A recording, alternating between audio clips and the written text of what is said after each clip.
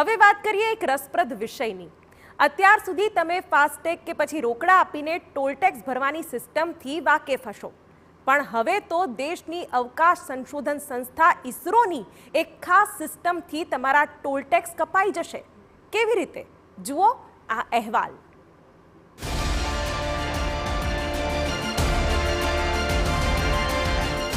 હવે toll booth વિના કપાશે toll tax. એનાથી પણ હવે એક સ્ટેપ આગળ વધીને આપણે ઇલેક્ટ્રોનિક ટોલ જેને કહેવાય છે એ રીતનું કે જે ઓટોમેટિક ટોલિંગ થઈ જાય તમારું ટેક્સ કલેક્શન જે છે, તો એમાં આ જીએનએસએસ અથવા તો જીપીએસ અથવા આપણું ભારતનું જે દેશી જીપીએસ ગણાય છે નેવિગેશન વિથ ઇન્ડિયન કોન્સ્ટલેશન, એનો ઉપયોગ કરીને આપણે આ બિલિંગ કરી શકીએ। ઇસરો અને નેશનલ હાઈવે ઓથોરિટીનો ખાસ પ્રોજેક્ટ। સેટેલાઇટની મદદથી આપોઆપ કપાશે ટોલ ટેક્સ। છે ને રસપ્રદ માહિતી? આગામી દિવસોમાં હાઈવે પર ટોલ બૂથ થશે નાબૂદ। ઇસરો અને નેશનલ હાઈવે ઓથોરિટી ઓફ ઇન્ડિયાએ નવી જ સિસ્ટમની વિચારણા કરી છે।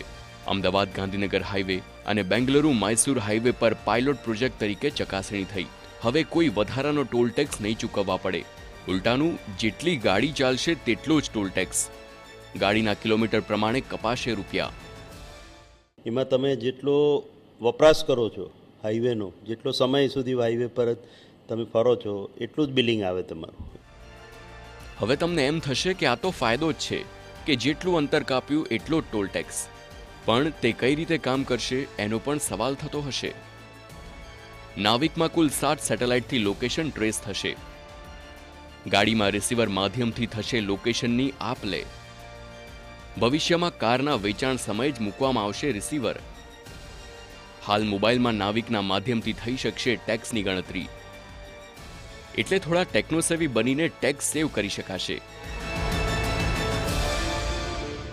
આનો ઉપયોગ કરીને અને બીજી જે જીએનએસએસ સેટેલાઇટ છે એનો પણ ઉપયોગ કરી શકીએ। તો એના દ્વારા અમે આ એક ડેમોન્સ્ટ્રેશન પાયલટ પ્રોજેક્ટ કરીને બતાડ્યો હતો national highway authority of India સાથે મળીને।